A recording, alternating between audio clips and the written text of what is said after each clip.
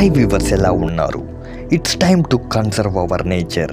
రీసెంట్గా మీరు వినే ఉంటారు, కెనడాలో 49.6 డిగ్రీ సెల్సియస్ టెంపరేచర్ అనేది రికార్డ్ అయ్యింది.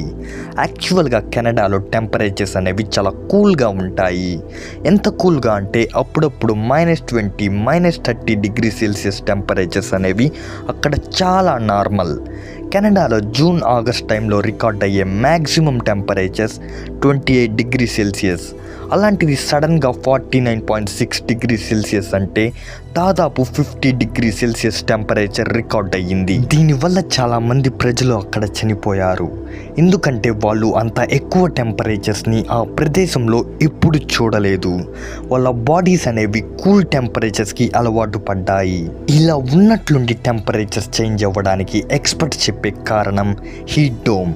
దీన్ని సింపుల్గా చెప్పాలంటే పెసిఫిక్ ఓషన్ని 2 పార్ట్స్గా డివైడ్ చేస్తే ఒకటి ఈస్ట్, మరొకటి వెస్ట్. ఈ వెస్ట్ సైడ్ టెంపరేచర్స్ అనేవి ఎక్కువగా రైజ్ అయ్యి హీట్ వేవ్స్ ఈస్ట్ సైడ్కి వచ్చి హై ప్రెషర్ వల్ల కెనడాలోని కొన్ని ప్లేసెస్లో ఇలా క్లైమేట్ చేంజ్ అయ్యింది.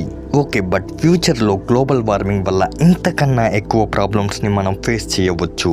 అదెలా అంటే టెంపరేచర్స్ అనేవి ఎక్స్ట్రీమ్గా చేంజ్ అయిపోతాయి. ఒక్కోసారి చాలా ఎక్కువగా వెళ్ళొచ్చు, లేదా చాలా అంటే చాలా వరకు టెంపరేచర్స్ పడిపోవచ్చు.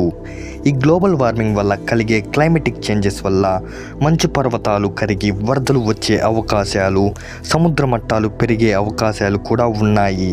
ఇలా చెప్పుకుంటూ పోతే ఎన్నో. ఈ గ్లోబల్ వార్మింగ్కి కారణం నైట్రోజన్ ఆక్సైడ్, కార్బన్ డైఆక్సైడ్ లాంటి ఎన్నో టాక్సిక్ గ్యాసెస్ని పర్యావరణంలోకి రిలీజ్ చేయడం. ఈ గ్యాసెస్ అనేవి ఇండస్ట్రీస్ నుంచి, మనం యూజ్ చేసే కార్స్, బైక్స్ నుంచి రిలీజ్ అవుతాయి.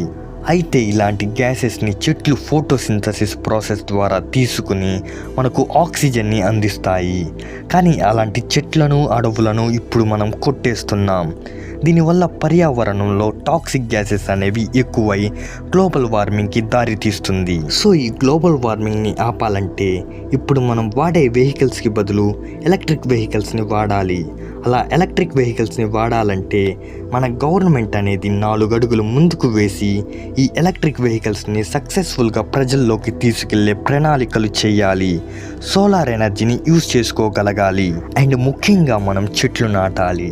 ఈ చెట్లు నాటడం వల్ల చాలా వరకు టాక్సిక్ గ్యాసెస్ని అరికట్టవచ్చు.